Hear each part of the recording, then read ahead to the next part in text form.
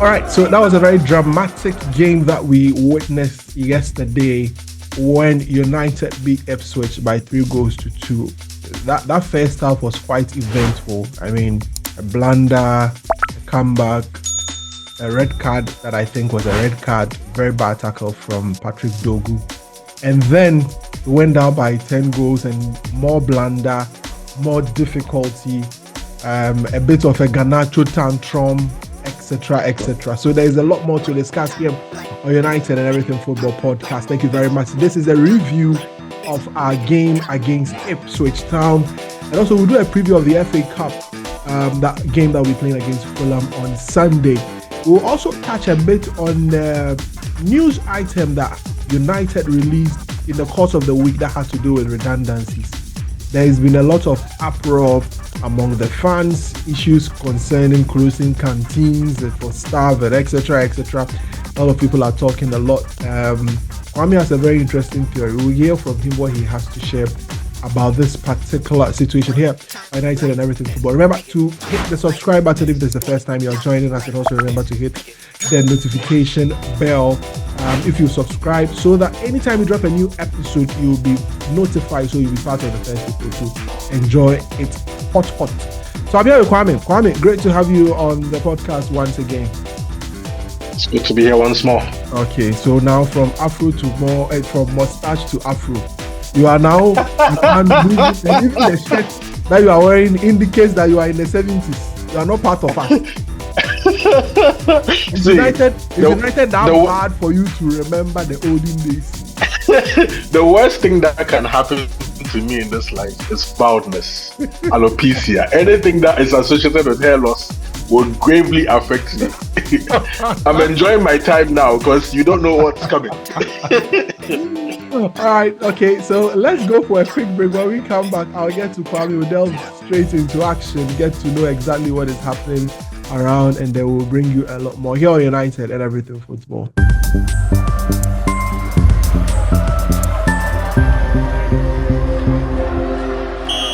Thank you very much. Welcome back to United and Everything Football. I'm just sorting out my question for the quiz. Usual quiz question. You see, we've been dropping some odds, Kwame, it's interesting. There's always that one game cut. Gambling heads. That's all. Don't worry. We won't stop. To all you investors, yeah? You're doing a good job because gambling heads. Let me read a quiz question. It says, who was the first non-British player to captain United to an FA Cup trophy success, and in which year?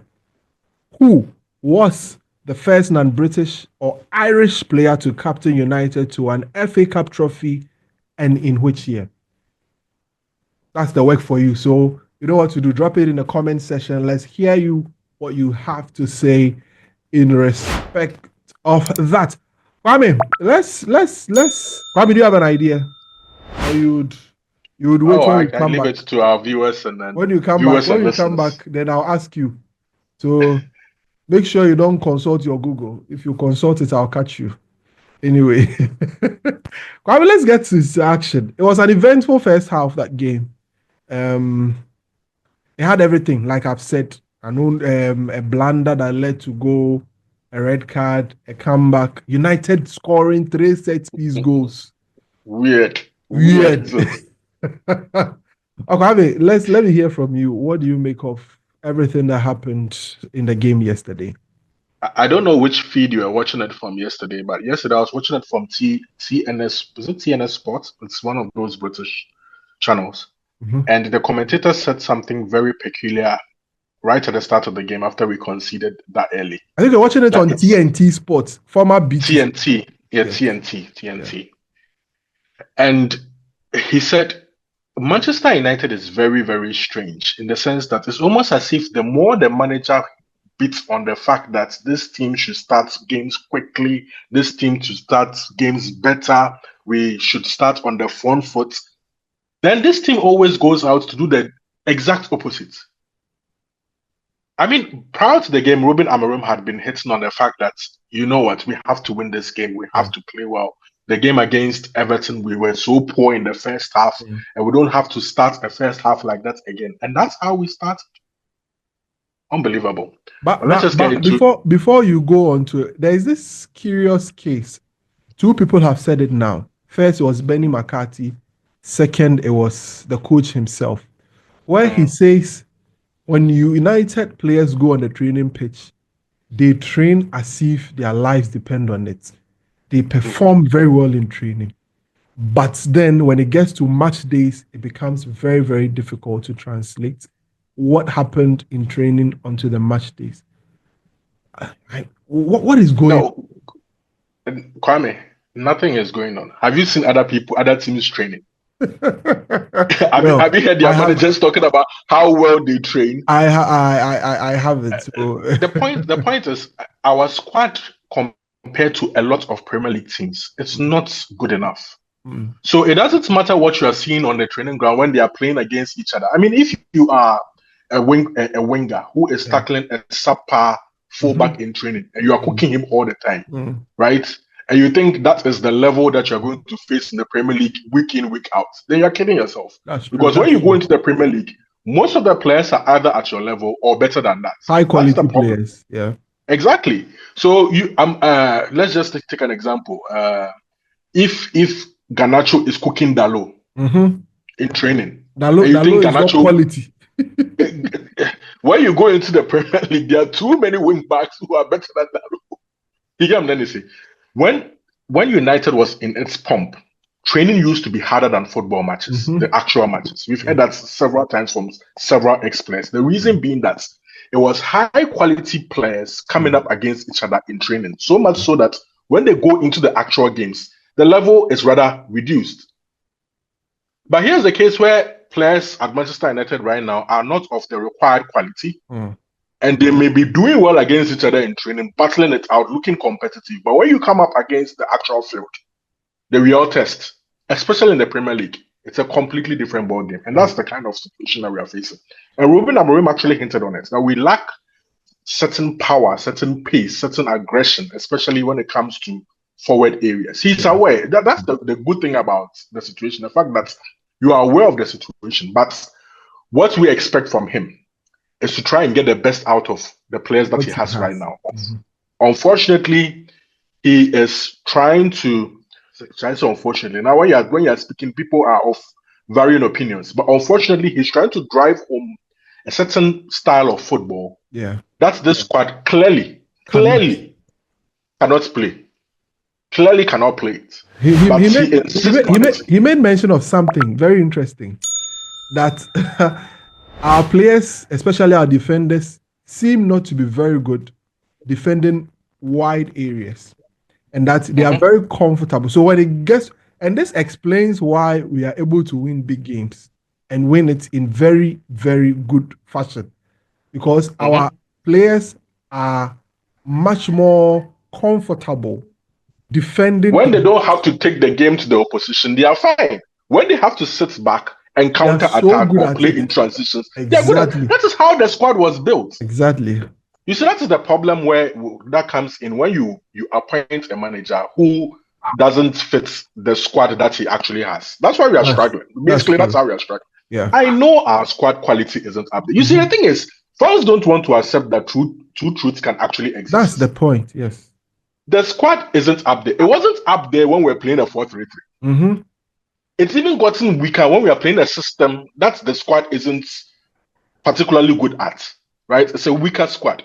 And they are clearly struggling to play it. You have defenders who are supposed to be defenders. You say, Kwame, let's just get into the game so that we can fuse all this discussion into it to make more sense. Yeah. So, as usual, he started with a 3-4-3, but then this time around, he brought Garnacho and then Euro into the starting 11 in place of who? He from the brought previous Garnacho game. in place of I mean, Bruno Fernandes was supposed to play in that He played position in midfield, against yeah. Everton. It was Bruno that Yeah. played in that So position. Casemiro out, and Casemiro then out, Garnacho came up front. Garnacho in. Then Bruno drifted back. Yeah, and then Euro replaced who in Euro defense replaced Nuze Mazraoui from because that of an injury scare. Yeah, suspected yeah. So injury. that was basically those were the only two changes. Yeah. But I'll get into the stats, the era that starts of the game between Dogu and Andre Onana. It's a case of clear miscommunication. Clearly. It's very hard to pin the blame on either player, but both players are at fault there because they should be communicating better. Perfectly. In the heat of the moment, a lot of people were pointing blames at Andre Onana, but post game, I've sat down and thought about it and looked at it again. I'm like, surely the goalkeeper must have given you a shout because he was coming out. Yes. But there was no point where Dogu lifts his head to look at the goalkeeper's direction. He just basically assumed the goalkeeper was back. It could also be that he may not have heard the shout or the shout never came. We would never know. But those mistakes are too unpardonable, too elementary. Yeah. See, Ipswich is not a good team. That's how come we beat them with 10 men. If we had 11 men on the football pitch, if it was a confident Manchester United, that's 6-0, 7-0. That's easy. True. But they are not a good team. They should not have given us the kind of match that we did. You know what we're doing? We're causing problems for ourselves and making the game difficult. Not that Ipswich was actually causing us problems. How do you start the game like that? And we came back into the game with two set pieces from Bruno Fernandes. I mean, the first one was an own goal. You know the funny thing about the equalizer? When the ball went in, there were two players, United players, around the ball when Bruno put it in the box. So how two strikers. He missed all of them. And I was glad the ball missed both of them because if it touched any of them, it wouldn't have been a goal. They can't score a goal to save their life. The best thing that happened in that situation is both of them missed. And the misses were even poor. Like, is he sexy? Like, are you What was he doing with that height? What was he doing? What are you doing? Thank God it touched neither player and then it went in. Second set piece, a melee in the box. I think, let me give props to Harry Maguire on set pieces yesterday because he was at the end of a lot of the balls that went into the box. Even prior to the equalizer, he had one header that was saved. He also caused another melee, the second goal. Dalo had a bound, and then Matthias de Ligt scored. There was this interesting stat about our defenders. You know, our centre backs in Maguire and Matthias de Ligt have the same number of Premier League goals as our strikers, Højlund and Zexi. They also have the same number of shots in the Premier League. Shots in the Premier League. 8 shots each as our two strikers. Lisandro Martinez is injured, but he has the same number of goals. And even more. Also, all three starting centre backs have the same number of Premier League goals, or probably more, than our strikers. Yes. Our £100 million worth of strikers. Prior to the game, our coach has been diplomatic, saying that we don't create chances for them. We are over that thing. We are over that. See, the previous manager were saying the same thing. It's an issue with the two strikers themselves. Make yourself available. Run the channel. There's a clear lack of confidence in how they play, especially in forward areas. Zexi is the one who is showing a bit of form in terms of how he's able to retain the ball and everything. Yeah. But as a striker, the decisions he makes in and around the box are still atrocious, to be honest. As for Højlund, he looks like tricks and flicks, trying to, play some master ball, trying to nutmeg. What are you doing? Are you a 9? Are you a 9.5? Are you a number 10? I don't know what his goal is. Frustrating. And then there was Højlund, who is completely short of confidence. Completely. He can't do anything right. He's really like a child who has been placed in a place where he's not supposed to be. It's just what it is. Can't control the ball, can't make decisions. In our local language, we say club na fano. It's unfortunate. He should never have been put in this situation. For the price tag was but for age, he came into the club and then the position he had to play right from the get-go. It's not fair to him, but it is what it is. We get into the lead and Andre Onana starts doing some weird stuff at the back. It's unpardonable what happened at the very start of the game for us to concede first, but he's playing out of the back. Is it a case of overconfidence or it's a case of indecisiveness? Tactically, there's also a problem when we are playing out of the back. Yeah. You see, ideally, when you play with 3 centre-backs and the goalkeeper has the ball, the centre-backs are supposed to split so that the midfielders come and receive the ball. But under Amorim's system, you have the 3rd centre-back in Harry Maguire standing right in front of the goalkeeper, and the wide centre backs are the ones that are split. Midfielders don't come for the ball. And I'm asking myself, what kind of build up from the back is this? Is the players who are not getting the instruction right? Or is it how we are supposed to be playing out of the back? But we've seen it consistently over a long period of time. So I sort of have to believe that is how they're supposed to play. And that is not how I see the system actually being played out perfectly. Yeah. There's a lot of ironing out to do when it comes to how we are being coached. And when you say this, people don't seem to understand. The coaching has not been top notch. It can be better than this, irrespective of the personnel that you have.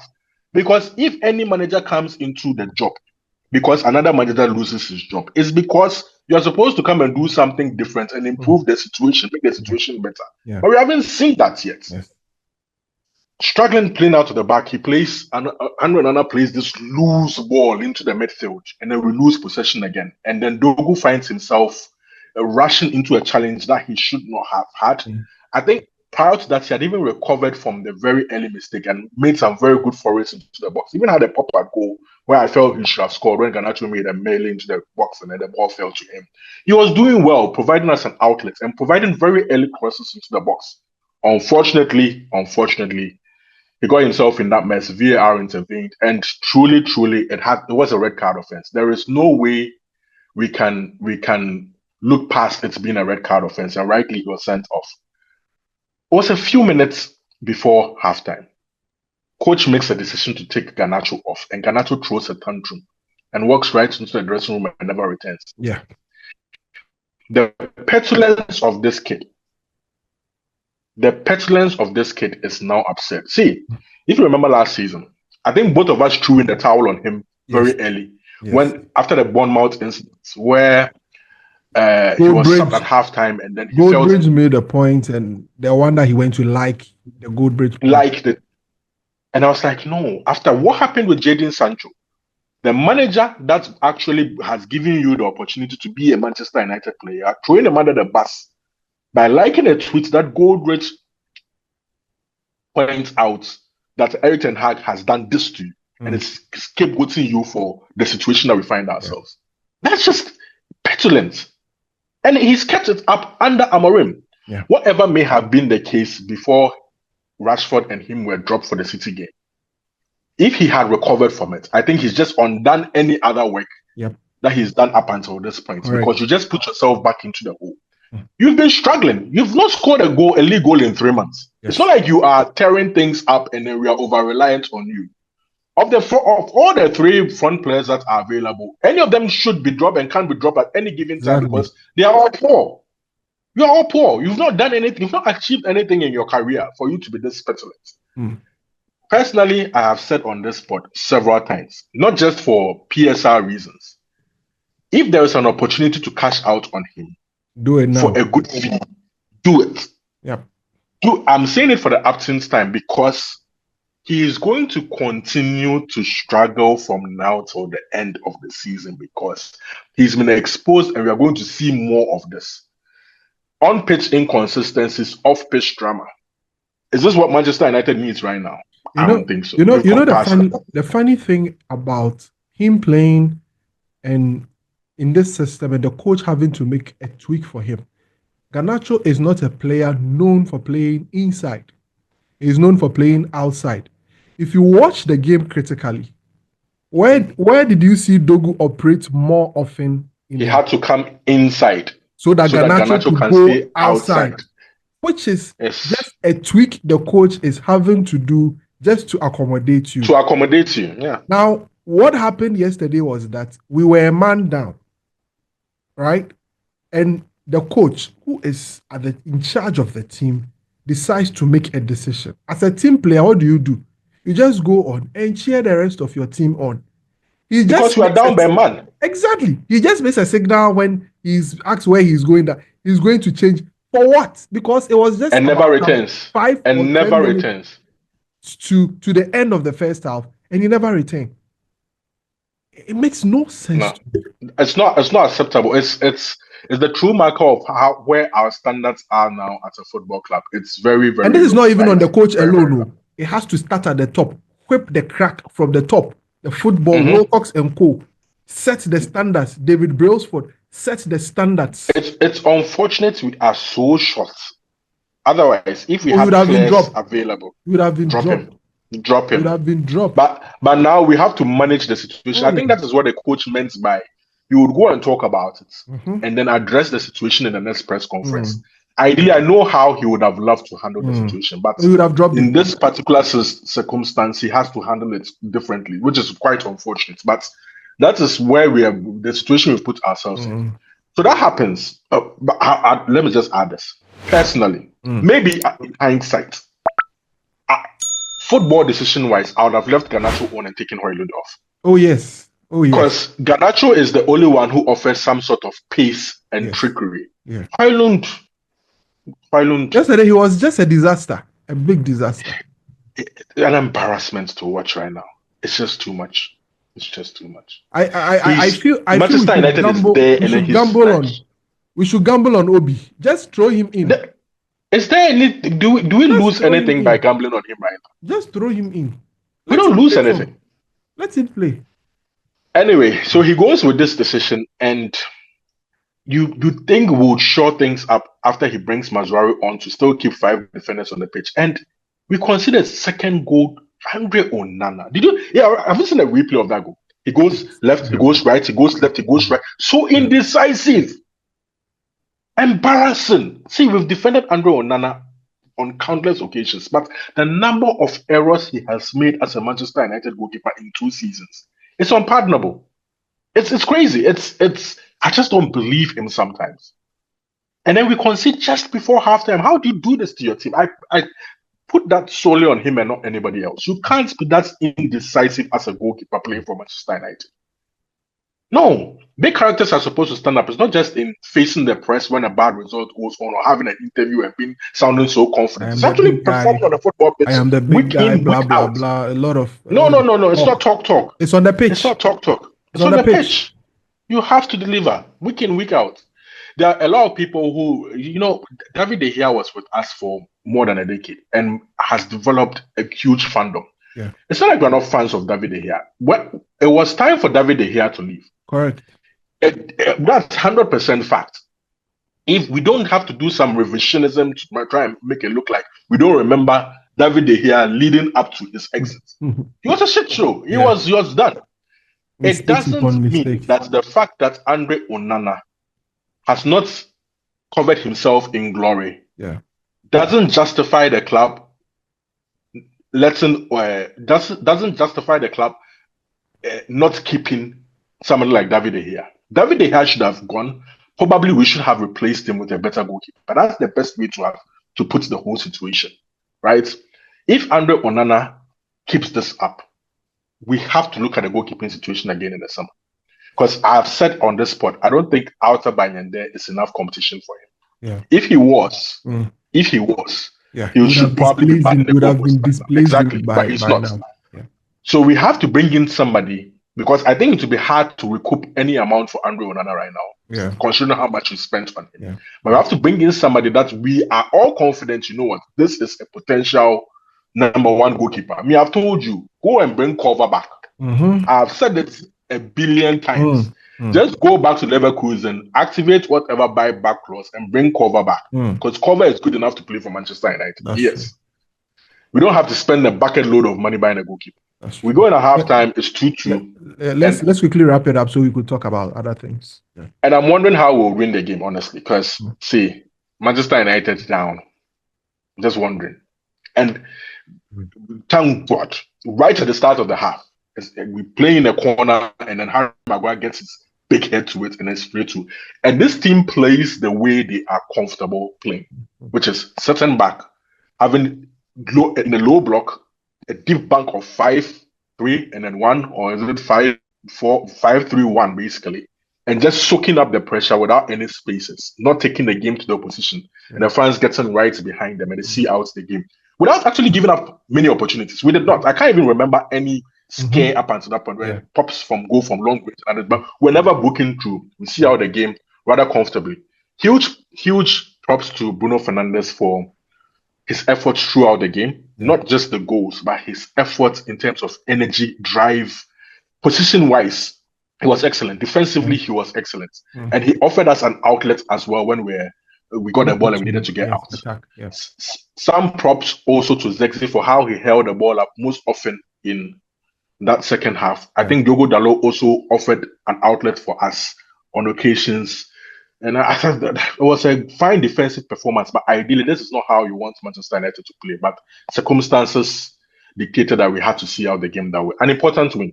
Because I told you, relegation 6-pointer. We are now 16 points clear of relegation. 17 points from the top 4, 16 points from relegation. We're in the middle of nowhere, no man's land. We have one more relegation team to play, which is Leicester. So Leicester. We those teams will make sure that no fear of relegation. It's a nothing season. We are now going into the cup games, right? Yeah. Let's just hope the next 2 games will define our season, whether there will be something to look forward to, something to play for. 2 cup games in quick succession. Yeah. First against Fulham, our Fulham friends, the Fulham podcast. And the next game in Europe against Real Sociedad. Let's just see how it goes. But let's look at the Fulham game quickly, and then we can come to end the podcast with the redundancies and matters arising from that point. So against Fulham, the last time they had to meet us in a very dramatic fashion. I'm sure it's the reason why our friends from Fulham hasn't contacted us, because I'll remind them of this. And they are too many L's. Too many L's. They're very bitter about that game in particular, where they were in a comfortable lead and then they decided to throw the game away to us. Another situation. They were so confident. They were so confident they're going to beat us. Exactly. And they are coming back to Old Trafford. Kwame. They are one team I'm sometimes very comfortable. I don't know. I'm very confident. We seem to be very good playing them. It's because of football heritage. It's football heritage. Football heritage. That's where you are deriving your confidence from. It's just football heritage. Football heritage. Yeah. Some way, somehow, we tend to beat them. But this time around, let me tell you something. Strangely enough, I'm not confident at all. I saw how we played at Old Trafford again. There's a problem. There's a problem when this team has to take games to opposition. And at Old Trafford, it's almost like we are obliged to take games to the opposition. And in doing so, we leave ourselves very, very vulnerable. Yeah. Away from home, it's a different case. That obligation isn't there. When this manager keeps on driving them to go forward, with the personnel that we have, it only creates problems.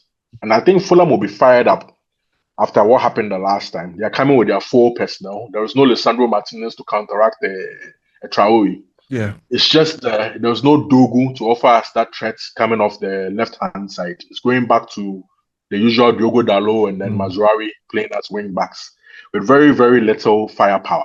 Our strikers can't score goals at Old Trafford. They can't even get shots at Old Trafford. Yeah. I feel, I'm going to say this disappointingly, I feel Fulham will do one over us over the weekend. I've never come here to predict a loss before. This is actually the first time I'm doing so. I want to be surprised. But I feel this team is really, really, really struggling. Like struggling badly. Yeah. And when we come up against quality Premier League opposition, or even any decent Premier League opposition at home, we'll struggle. Fulham went to beat Wolves away just a couple of days ago. Yeah. I watched that game actually. I deliberately watched that game because I wanted to be sure what we are coming up against very soon. Because these teams, you have to know the form they are in.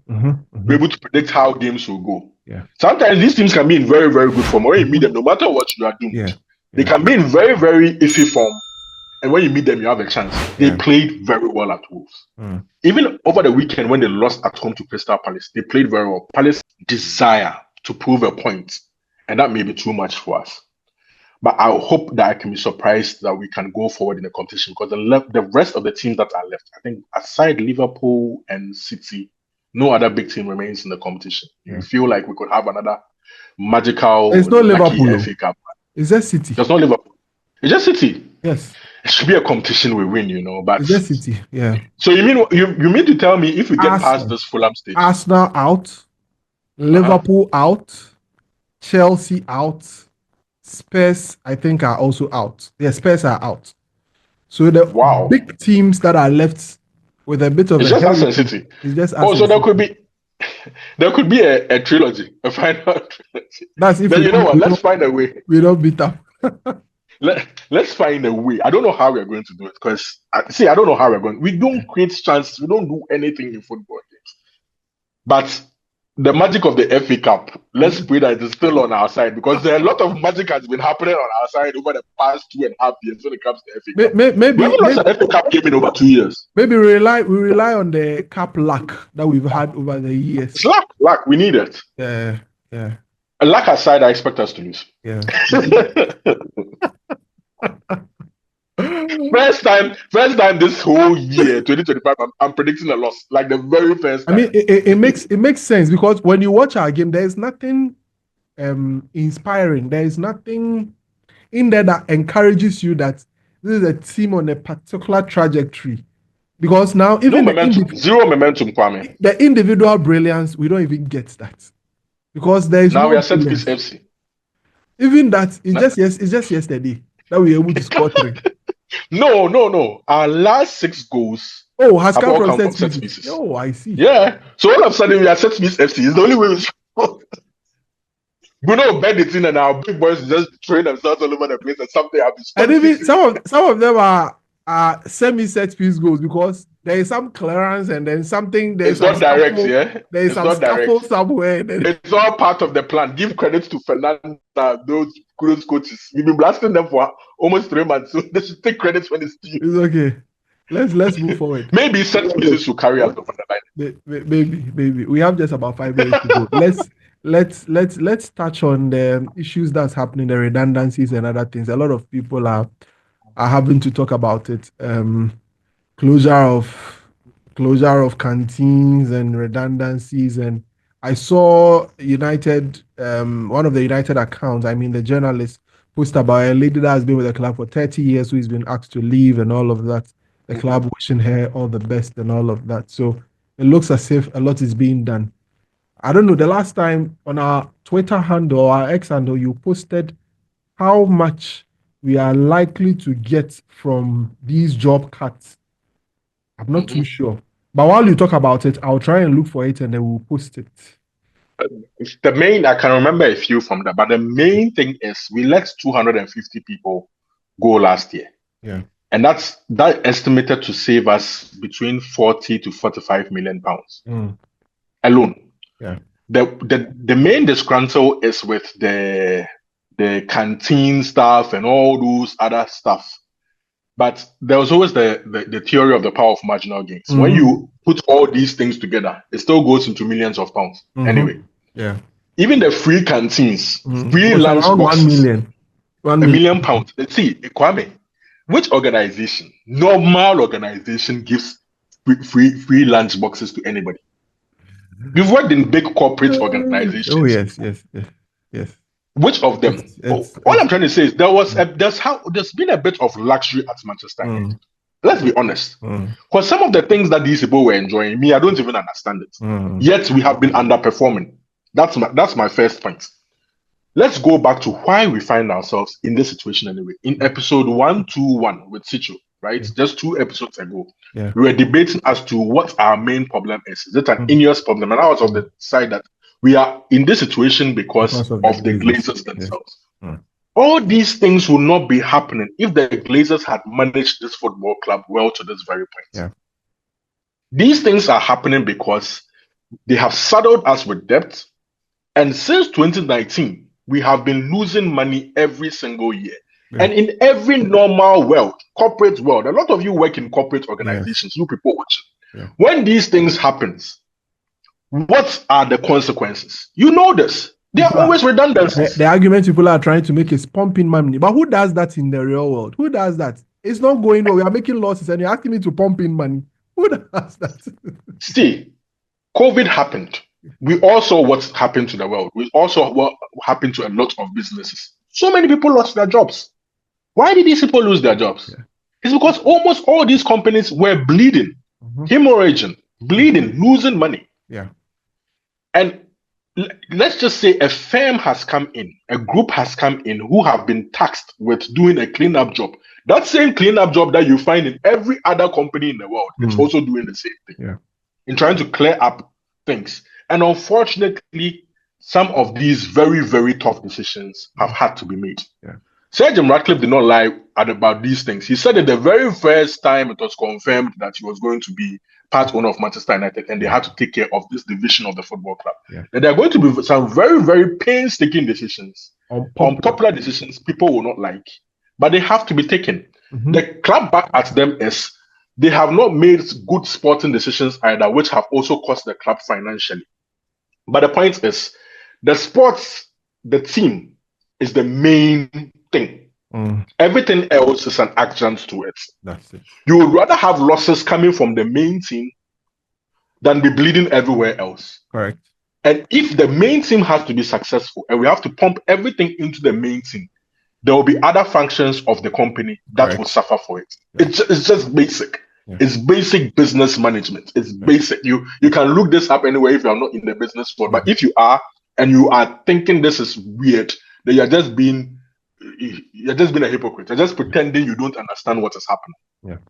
What you want to see is after all these changes, after all these redundancies, all these cuts, that when it comes to making the decisions for the football club to get back onto this feet, the men's team to be able to perform, they will get these decisions right. Because if the men's team was performing, nobody will care about these redundancies. There will be not a single article written about them. Because guess what? There are other clubs in the Premier League who are doing redundancies and nobody talks about them. Nobody. Arsenal have just about 700 staff. It's because they have been doing redundancies ever since COVID hit. But they've been performing on the football pitch. So nobody talks about those redundancies. So a United, a club that had around 700 staff, bloated from 2013 under Woodward up until over 1,000 staff. And we have to come back to 700, our original number. It's like we are pretending as if it's some weird thing. It's not weird. Yeah. You have to cut down costs to be able to channel the money elsewhere. Now, all that we want to see is now, please use the money wisely. Spend money wisely. Get a very strong competitive team on the football pitch so that you can allay all our fears and all our concerns. We'll see how that happens. Very much important is the fact that we need to be able to see the impact of these job cuts because we are made to understand it's geared towards building the team and making the right decisions. If it doesn't happen, then we'll be in trouble. All right, thank you very much for being a part of the podcast. Here with Kwame and Jubo Siako, we discussed the Ipswich game. We discussed a bit of the game against Fulham and the redundancies and its effect and all the matters that are arising as a result of that. Remember to hit the subscribe button, hit the notification bell. Please remember to leave some likes for us and the comments. All right, and leave the comment with a quiz question down there. My name is Kwame. We'll see you on the next one. That's after the Fulham game. Have a great one. Bye bye.